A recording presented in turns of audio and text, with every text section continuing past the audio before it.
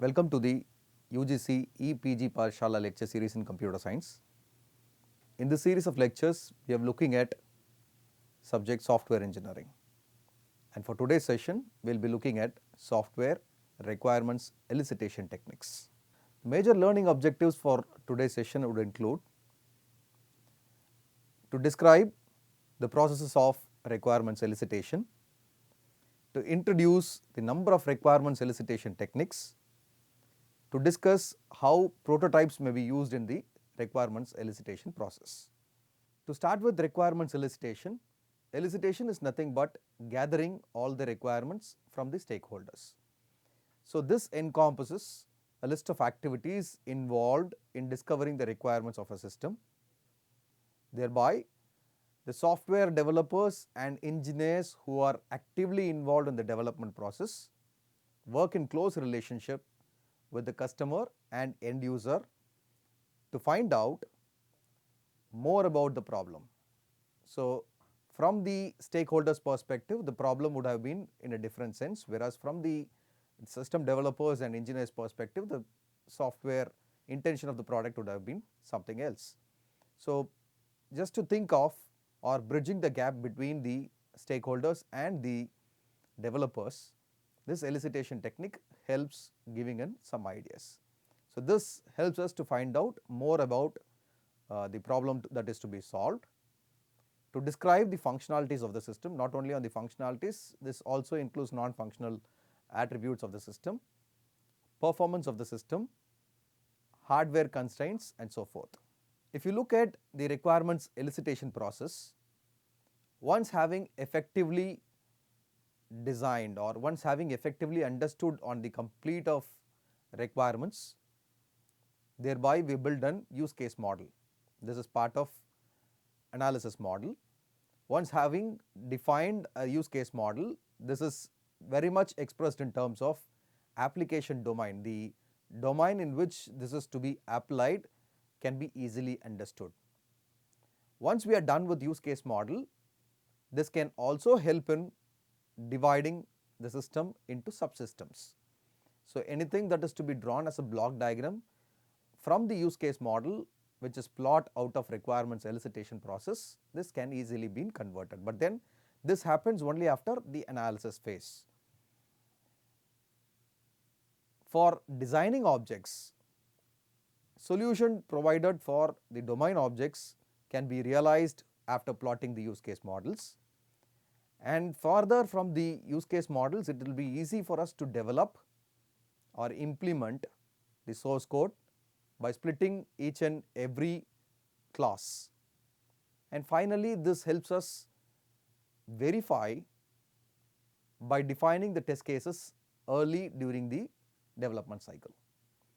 So requirements elicitation not only helps us in identifying the use case model, but also helps in various phases starting from the analysis model till the test model. The simple use case model that we have developed clearly projects its case at each and every phase. Top 10 requirements that are trapped to avoid these requirements include: many a times the requirements posted by the stakeholders might be confusing, and there will be a lot of sequence that will be involved, or a more of verbal communication would happen, which leads to unnecessary confusion.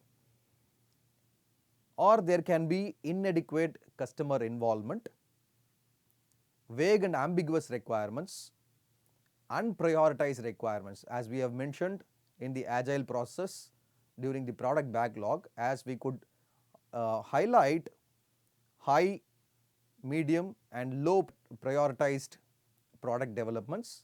Likewise, all the requirements are to be prioritized.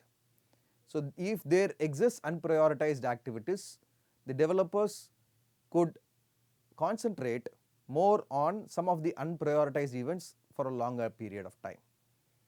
Building functionality which no one uses can also avoid to a trap. Analysis paralysis, there can be a creep on the scope, inadequate change process, insufficient change impact analysis, inadequate version control.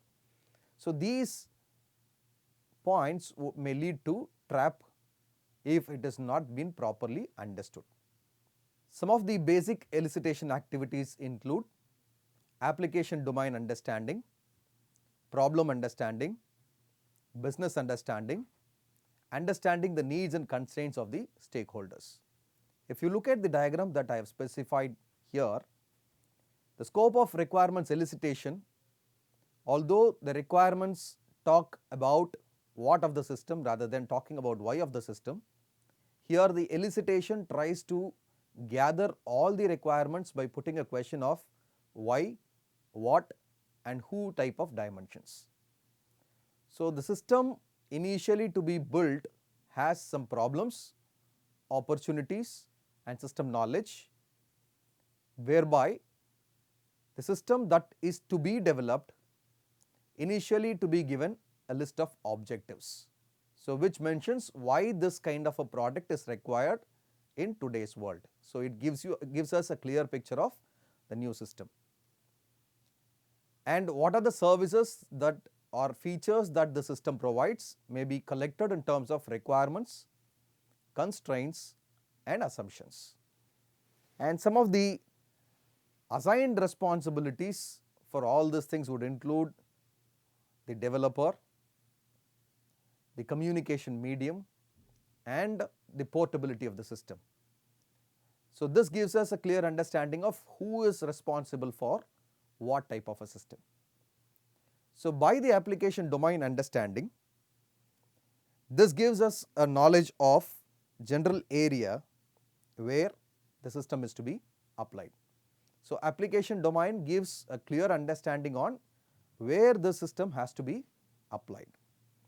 And problem understanding gives us a clear intention of the details of the specific customer problem, where the system will be applied and must be understood.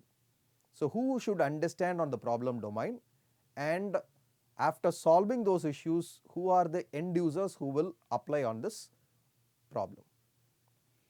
Basic business understanding talks more about how the systems interact and distribute to overall business goals. And finally, the understanding of the needs and constraints of the stakeholders would involve understanding in detail the specific needs of people who require the support in their work. If you look at the process of requirements elicitation process involves four major challenges. It first tries to establish the objects, then tries to understand the background, then organizes all the knowledge that has been acquired so far, finally tries to collect all the requirements. So from this requirements elicitation process, we will try to establish the overall organizational objectives, why the system is necessary, and further we will try to gather and understand the background information about the system. So basically when we starting to work on a project, we may have to understand why this is essential. By plotting the objectives, we will be clear of what we are about to do and why, who are the end users who are about to use it. But then to develop on the system effectively, we may have to understand who has worked earlier on a similar type of systems, so which helps us in plotting the background study. Further, after acquiring all the background details of the similar type of projects, we will be able to get a lot of information from them, which can later on be converted and organized into a set of knowledgeable activities. So this helps us in leading to collect all the requirements in a proper manner. So this elicitation has four stages, as I have already told you. First is by establishing the objectives. So the major organizational objectives should be established, including general goals of the business, an outline description of the problem to be solved, why the system is necessary, and the constraints of the system need to be picturized. After acquiring these objectives, we may have to effectively plot on the background knowledge acquisition process, which is the understanding of the background. So, by background information about the system includes information about the organization, where the system is to be installed, the application domain of the system, and the information about the existing systems need to be understood. So, it is not just on the application domain which we are trying to implement with, or a similar type of systems that we have already developed, somebody else already developed on, and we are trying to work on advancement towards the systems. Not only on that, we will try to understand how the company or organization have been working on so far and what changes that they require through this development. After having understood on this background study, now it is a responsibility to collect all the information, convert it into a knowledge. So, we may have to organize it as knowledge. So, large amount of knowledge which has been collected in the previous stage must be organized and collated, where we finalize on the goal priorities, identify who our stakeholders are, and domain knowledge filtering. Finally, or after organizing all this knowledge, now it is our responsibility to collect these knowledge into effective requirement practices. So, system requirements at this stage, the system stakeholders are consulted to discover their requirements in terms of the domain, in terms of the stakeholders, and in terms of the organization. The final collected list of requirements at this stage is further given for the process of analysis. So, this figure gives us a clear perspective of how requirements elicitation is being carried out over different phases. Further, as I have already mentioned, after clear understanding of the background knowledge, now it is our responsibility to convert the background study into an effective knowledge, whereby we organize, prioritize, collate the large amount of data collected in the previous phase, involve the stakeholders to discover their requirements. So, once after we do on this requirements elicitation process, we convert all these requirements elicitation or requirements gathering into a analysis phase. So, by analysis, we check on the necessity of why this product is required. So, necessity checking being the first part of the requirements analysis, where the requirements do not contribute to the business goals. So, what are the list of requirements which does not contribute to the goals of this particular system are initially identified, and the need for the requirements is analyzed. In some cases, requirements may be proposed which do not contribute in the business goals of the organization, or the specific problem that are to be addressed by the system are initially being identified and checked for its necessity to be included for the further development process. Further, then after having done the necessity checking, the system is checked for its consistency and completeness, where there should not be any contradictions, or there should be a flexibility checking to adjust in perspective of the budget and the schedule. So, by consistency and completeness checking, we try to work on the requirements that are cross-checked for consistency and completeness.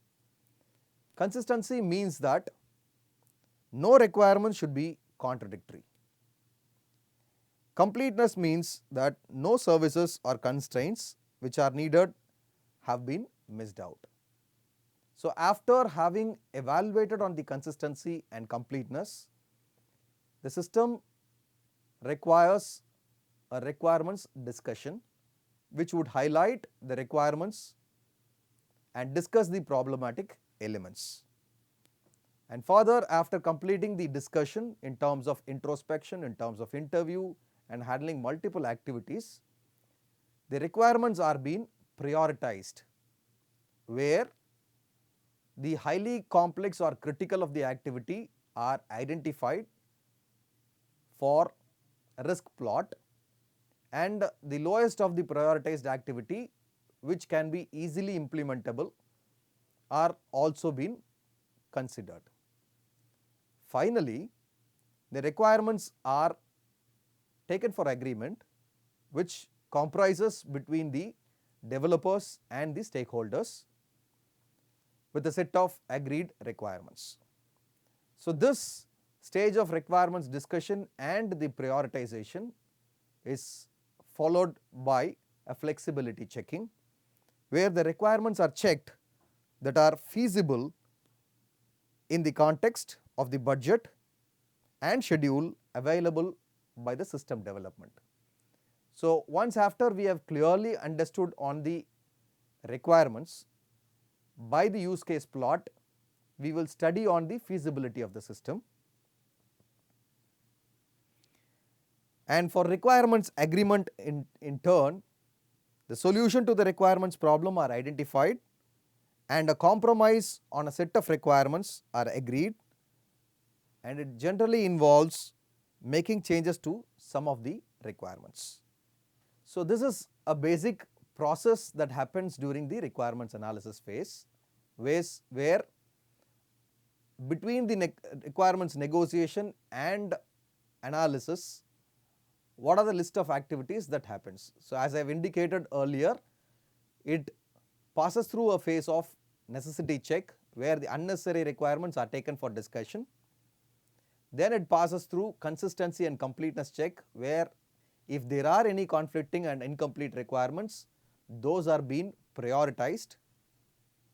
And finally, for feasibility check, infeasible requirements are to be considered or not to be considered, which can be part of agreement or not been for the part of agreement, are also been discussed here. So, some of the problems that we come across during the requirements elicitation process are as follows. Stakeholders are not very clear of what they really want many a times. Although they have an intention of coming out with a product of this format, but then many a times the complete list of requirements cannot be given at a time. So, the stakeholders express their requirements on their own terms, that may also be possible. Different stakeholders, if involved, may have conflicting requirements. So, generally it cannot be assumed there will be only one stakeholder who will be presenting from the company's end. If you look at larger firms, larger organizations, where there will be one or more stakeholders who will be participating in the discussion, and they might come out with conflicting requirements. Organizational and political factors may influence this system requirements. The requirements change during the analysis process. New stakeholders may emerge and the business environment may also likely to change. As and when there is a change of the topmost authorities in the organization, the entire business environment also are likely to change. To work on this system effectively, we may have to do a lot of technique to collect all the requirements from the stakeholders. Some of the elicitation techniques include interviewing, preparing a list of questionnaire, understanding the background of the organization, introspection, social analysis, conducting requirements workshop, organizing brainstorming sessions with the facilitator, idea generation, preparing storyboard, scripted walkthrough, having CRC cards, generating ethnographs, natural language descriptions, and form analysis. So, these are majorly used requirements elicitation technique. Let us try to understand each and every elicitation technique in detail. Interviews. These interviews are generally a simple and direct technique that can be used in nearly every situation. So, you can talk to the stakeholders face to face, have a list of questionnaire, Requirements engineering analysts discuss with different types of stakeholders to understand the requirements of the system. Generally, these type of interviews either could be a closed interview or an open interview. In case of a closed interview, the requirements engineer prepares some predefined set of questions. After having verbally taken the list of requirements, he will come out with a predefined set of questions and tries to get the answers for those questions from the stakeholders. Like, say for example, if we have to develop a library management system, what a conventional library management system typically involves, with that the developer will likely to arrive at a list of questionnaire. Followed by this questionnaire, he will be presenting it to the stakeholders. And there will be open interview also, where there is no predefined questions and this person tries to get all the information from the stakeholder in open discussion. So this can several times happen, and there can be suggestions that can be put forth during this type of open discussions also. Neither of these cases, there can be close-ended questions where the stakeholders have to provide a response of yes/no format, and open-ended questions where there can be brief answers that can be given for a list of questions. After conducting these type of interviews, we may have to understand on the context of an interview. Interviews are generally been helpful when we are setting up a user profile, trying to understand on the problem, assessing the problem, understanding on the user environment. We tried to recap on the understanding that we have gathered so far. Some of the analysts' input on the user problem, many a times this kind of interview will be helpful. Assessing the solution during the interview are likely to help. There are possible probabilities of taking it forward for the opportunities and assess on the opportunities, checking forward the reliability and the support needs, concluding on it, and providing a summary will be done majorly with the context of an interview. The second nice technique that we can follow during our requirements elicitation process is preparing a questionnaire. So this questionnaire helps us identify a list of honest responses from the stakeholders. These questionnaire can either be in a manual form, that is a paper-based form, or an electronic form, which can also be in a soft copy.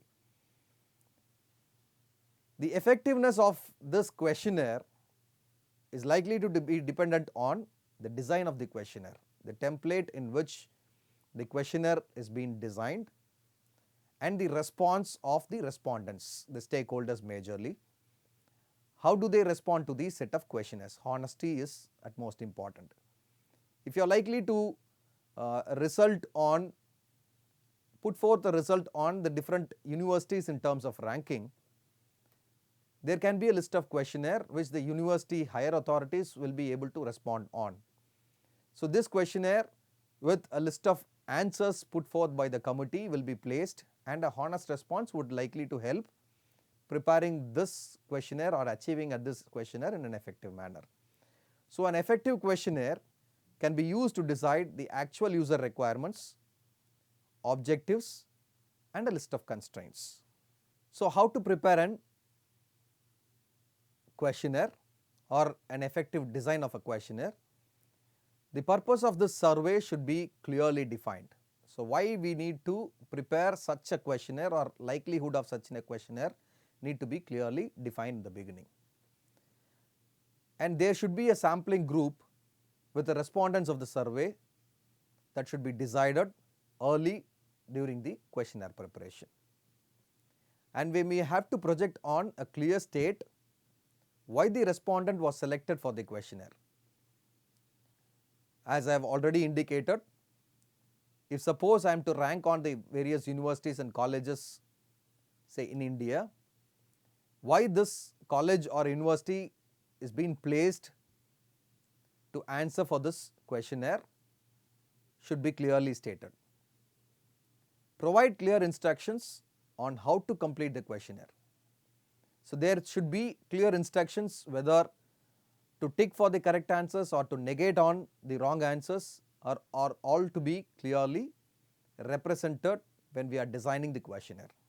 Avoid questions asking one or more. Do not ask questions that give clues to answers. Keep the questionnaire very brief and make it user friendly.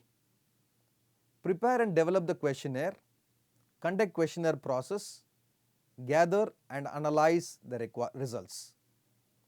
Most effectively, 30 to 50% of return rate for paper and email questionnaires happens when a questionnaire of this sort has been prepared by looking after all the design process, whereas only 5 to 30% return rate of web-based questionnaires. It is likely that in today's generation, web-based questionnaires are most being responded among the student communities. If you are likely to answer in front of the students, student responds only a web-based questionnaire, whereas higher authorities, maybe within the organization, they may use web-based questionnaires, but then it is majorly the students who use all the web-based resource. So this return rate is likely to have a major impact. The other technique that we may have to adopt during the requirements elicitation process is on the background reading. That is, we may have to understand the correct study of the organization, how they have been working with. So we gather the information about the organization, which is helpful to gain an understanding of the organization structure, its working and the existing system at various departments. An organization might involve various departments, likely to say with production department, warehouse department, delivery department, and so. We may have to keenly understand on each and every department who are likely to work and understand on the organization structure. There are various sources of information which are likely to be present on this, like company reports, organization charts, policy manuals, documentation of existing systems. These are appropriate when the working environment is not very familiar.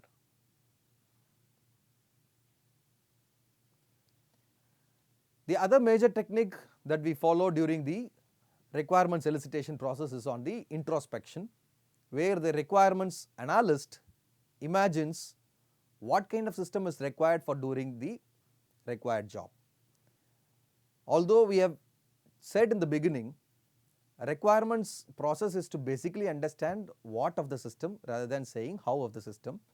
So it is by introspection we try to imagine what the stakeholders might think in their mind, and we try to develop the similar type of a system.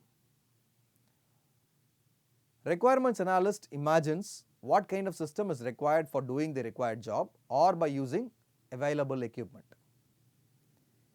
This is majorly used when the end user is not available and they are not willing to answer the questions or shows lack of feedback. If the end user is not very much interested in answering to the major of questions and the feedback from the end users are not very happy, in those perspectives we may go for introspection, where we imagine certain things by posting questions to ourselves, or it can be even be a mirroring. If I am supposed to be the user, not as a developer, what kind of a system that I will use rather than taking the feedback from the stakeholders will be considered. In summary, what we have looked at in this particular session, we have started with saying requirements elicitation. This requirements elicitation tries to gather the requirements from the stakeholders. Then we have told about the requirements process, basic elicitation techniques and process, the various problems that these requirements elicitation would have, and finally we have started explaining about elicitation techniques like interviewing, preparing questionnaire, background understanding, and we will be continuing with the further techniques in detail. Thank you.